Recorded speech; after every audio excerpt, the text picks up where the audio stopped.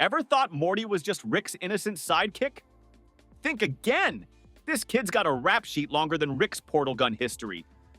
From petty misdemeanors to crimes that'll make your jaw drop, we're about to uncover the dark side of everyone's favorite awkward teen. Morty, I need your help on an adventure. Need is a strong word. We need doorstops, but a brick would work too. Okay. And trust me, by the end of this video, you'll be wondering how this kid isn't locked up in an interdimensional Supermax prison. Fire!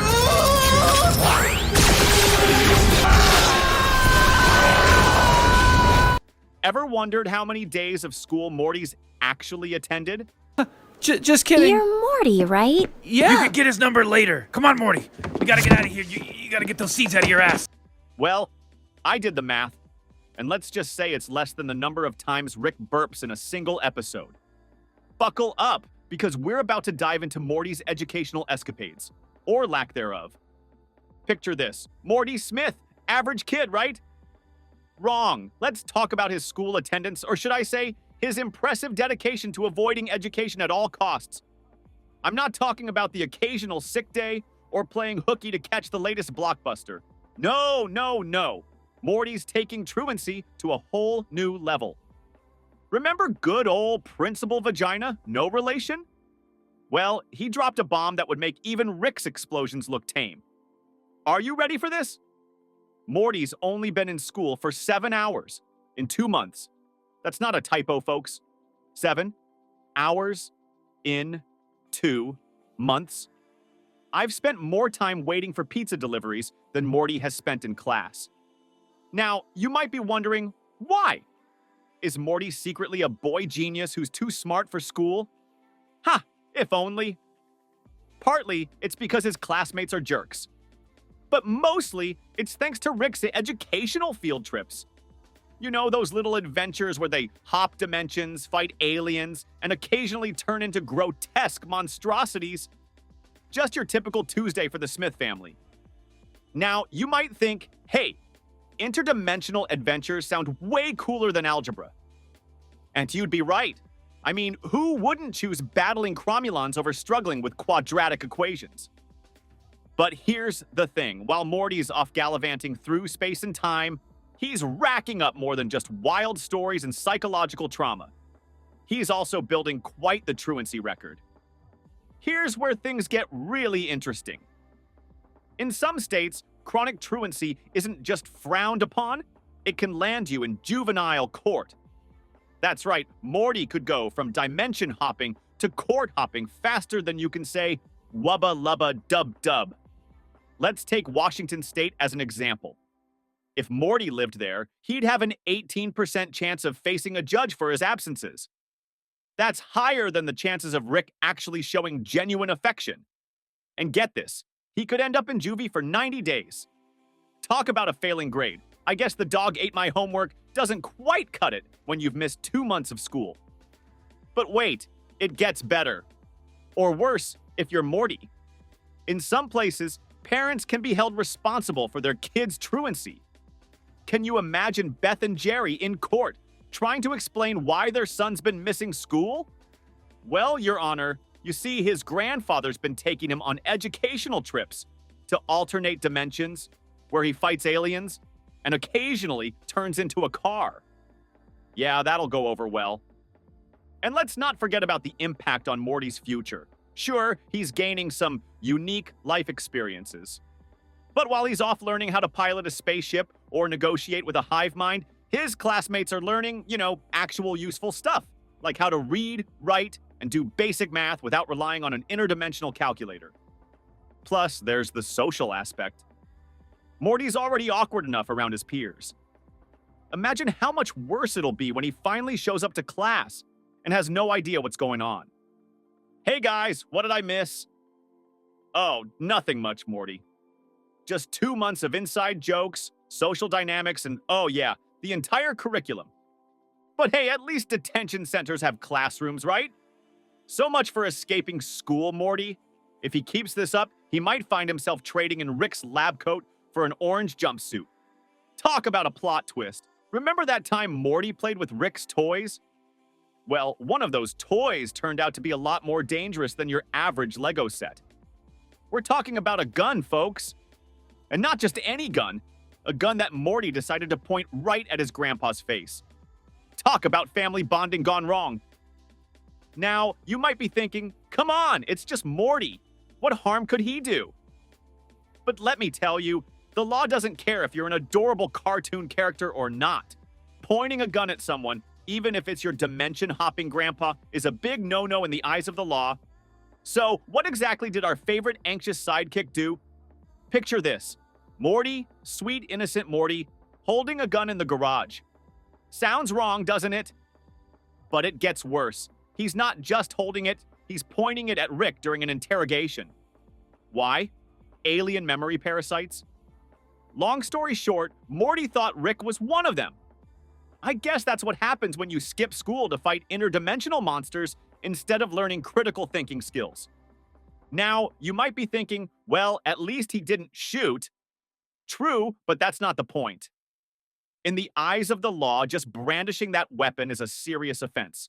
We're talking about unlawful display of a firearm. Sounds fancy, right? Well, it's not so fancy when you realize it's a gross misdemeanor. Let's break it down for you. Morty's little stunt with the gun? That's what the legal world calls unlawful display of a firearm. It's not just a slap on the wrist or a stern talking to from Principal Vagina. Nope, this is the kind of thing that can land you in some serious hot water.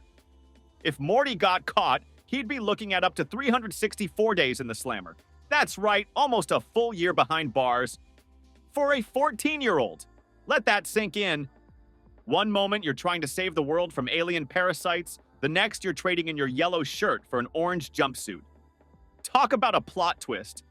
But wait, it gets even better, or worse, depending on how much you like Morty. In many places, including Washington State, they don't mess around when it comes to underage gun wielding.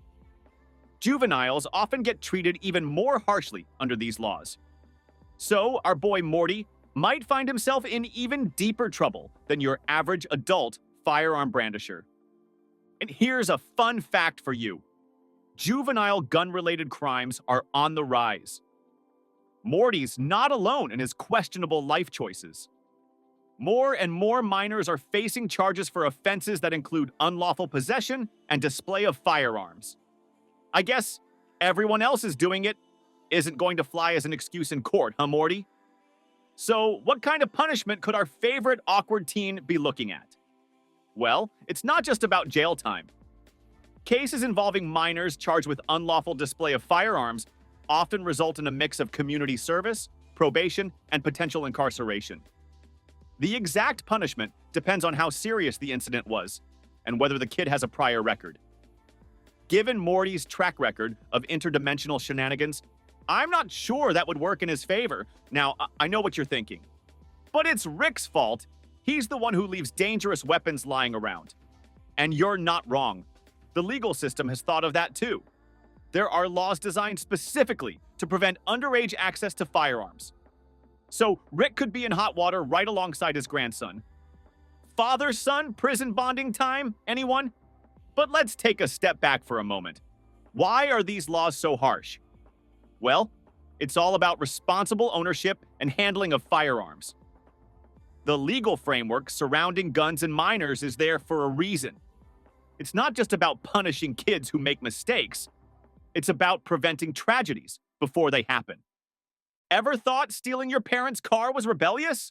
Well, Morty's about to show us what happens when you swipe the keys to a vehicle that can bend space and time. And trust me, it's not just a joyride through the cosmos. It's a one-way ticket to the slammer.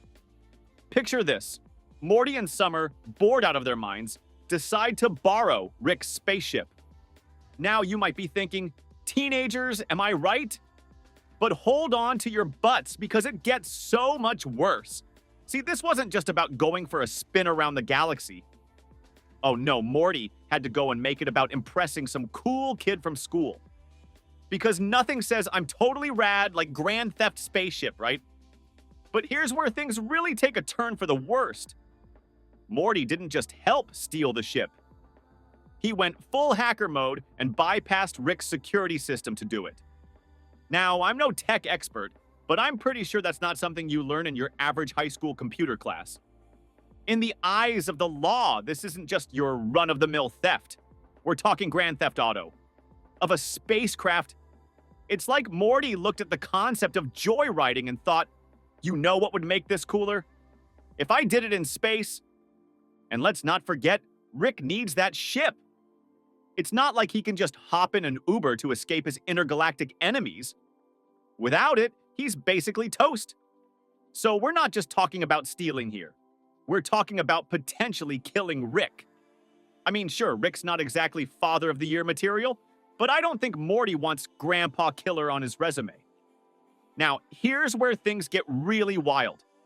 If Morty gets caught and convicted for this little space adventure, he's looking at 10 years in the big house. That's right, a whole decade. He could go in as a teenager and come out as a full-grown adult. Talk about a growth spurt. But wait, there's more. Remember that time Morty stole a wheelchair from an old man? Yeah, that's coming back to bite him in the butt, too. Add another 364 days for that little stunt. At this rate, Morty's going to need a calendar just to keep track of all his potential jail time. Now, you might be thinking, but Morty's just a kid. Surely they'll go easy on him. Well, here's the thing. Being a minor doesn't always mean you get off scot-free. In fact, it can make things even more complicated. The juvenile justice system is a whole different ballgame, and Morty's playing in the big leagues now. And let's not forget about the fact that Morty helped bypass Rick's security system. That's not just some minor detail. It's a whole separate can of worms. In the legal world, messing with security systems is treated about as kindly as trying to pet a rabid dog. It's just not something you want to do if you value your freedom. So, what's the lesson here? Well, for starters, maybe don't steal your grandpa's spaceship. And if you do, definitely don't use it to impress your classmates. And if you absolutely must do both of those things, at least don't hack into a complex security system to do it. But really, maybe just stick to normal teenage rebellion. You know, like dyeing your hair or getting a tattoo. Much less likely to land you in an intergalactic prison. You know, we've been joking about Morty's little misadventures, but it's time to get real for a second. Like, really real. We're not talking about skipping school or stealing spaceships anymore. We're about to dive into the kind of stuff that makes hardened criminals look like Boy Scouts. Ever wonder how many lives a cartoon character can take before it stops being funny? Well, buckle up because we're about to find out. And spoiler alert, the answer is way less than Morty's body count. Now, I know what you're thinking. It's just a cartoon. It's not like anyone actually died. And sure, in the world of Rick and Morty, consequences are about as real as Rick's sobriety. But let's play a little game of what if. What if we applied real-world laws to Morty's actions? Turns out our favorite awkward teen isn't just a petty criminal. He's not even just a felony offender. Nope, Morty Smith is a full-blown war criminal with a side of serial killer. Remember that time Morty helped Rick wipe out an entire alien civilization? Yeah, that wasn't just a wacky adventure. In the real world, we have a name for that: genocide. And it's not the kind of thing that gets you detention. It's the kind of thing that gets you a one-way ticket to The Hague. But wait, there's more. Because apparently, Morty decided that genocide wasn't enough of a thrill. So he thought, hey, why not add some good old-fashioned murder to the mix? Enter the countless guards Morty's shot while escaping various alien prisons. Each of those deaths? That's not just murder. That's first-degree murder. Now, I'm no math whiz, but even I can tell that these numbers are adding up faster than Rick's bar tab. We're talking about a body count that would make most dictators blush. And if we're being conservative, which, let's face it, is not something Morty's ever been accused of, we're looking at a minimum of 1 billion sentient beings. So, what does that mean in terms of real-world consequences? Well, let's take Washington State as an example. In Washington, first-degree murder can get you a minimum of 30 years. Per count. So if we do the math, and trust me, you don't want to, Morty's looking at a minimum sentence of, wait for it, 30 billion years. That's not life in prison. That's lives in prison, multiple lives. In fact, it's more lives than the universe has existed. Talk about a long-term sentence. But here's the kicker. We're not even scratching the surface. We haven't talked about the property damage, the endangered species he's probably wiped out, or the intergalactic treaties he's violated. At this point, it might be easier to list the laws Morty hasn't broken. And sure, you might argue that Morty's just following Rick's lead. But last time I checked, my grandpa made me do it, isn't exactly a bulletproof legal defense. Especially when you're talking about crimes that make most supervillains look like jaywalkers. So the next time you're watching Rick and Morty, and you see Morty stammering his way through another dimension-hopping adventure, remember, you're not just watching a cartoon character. You're watching the most wanted criminal in the multiverse. A kid who's racked up more felonies than most people, have had hot dinners. You know, we've all had those moments where we do anything for our crush, but Morty? He took it to a whole new level. Picture this. Our lovesick hero, desperate to win Jessica's heart, turns to his grandpa Rick for a little chemical assistance. Now, I'm no expert, but asking a mad scientist for dating advice seems like a recipe for disaster. And boy, was it ever. Rick whips up a love potion faster than you can say bad idea, but there's a tiny catch. If the person has the flu, things go haywire. Guess what? Jessica's got the sniffles. And just like that, Morty's romantic gesture turns into a full-blown apocalypse. The school dance becomes ground zero for a Morty-obsessed frenzy. Kids are climbing over each other, drooling, eyes glazed over, and not just because of the punch.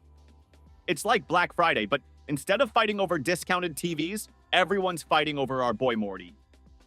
But wait, it gets worse. The love bug spreads faster than gossip in a small town.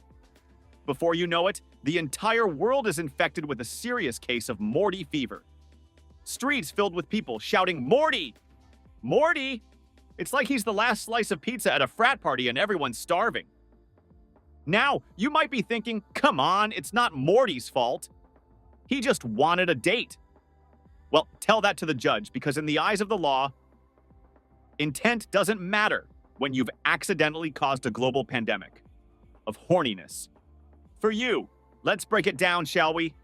Morty's actions in this little adventure could actually be classified as bioterrorism. Yeah, you heard that right. Our stammering, awkward Morty, a bioterrorist. It's like finding out your neighbor's cat is secretly running a drug cartel. See, the love serum Morty asked Rick to create had a teeny tiny flaw. It caused uncontrollable behavior in anyone infected with the flu. And it spread faster than those chain emails your grandma keeps forwarding you. Before you could say, oops, the whole world was affected. But here's where it gets really messed up. If Morty were to be charged with bioterrorism for causing this global pandemic, he'd be looking at a life sentence. We're talking at least 30 years before he's even eligible for parole. 3 decades behind bars, all because he couldn't work up the courage to ask Jessica out like a normal, awkward teenager. And if you think that's bad, hold on to your portal guns. The chaos caused by Morty's love potion didn't just stop at making everyone horny for him. Oh no, that would be too simple. It led to mass disfigurement and transformation of people into mantis hybrids. Yeah, you read that right. Mantis. Hybrids. In legal terms, this could fall under laws regarding mayhem. And let me tell you, the law doesn't look kindly on turning people into insect monsters. This little addition to Morty's rap sheet could potentially slap another 40 years onto his sentence. At this rate, Morty's going to be eligible for senior discounts before he's eligible for parole. Now, I know what you're thinking, but he's just a kid. He didn't mean to cause all this chaos. Well, here's a fun fact for you. When it comes to cases of widespread harm, the law doesn't care if you meant to do it or not. It's like that time you accidentally liked your ex's Instagram post from 3 years ago. The damage is done, regardless of your intentions. The legal implications of Morty's actions are a stark reminder of how seriously the law takes accidental releases of hazardous materials. It's like spilling your drink at a party, except instead of ruining the carpet, you've ruined the entire human race and possibly created a new insect-human hybrid species. Oops.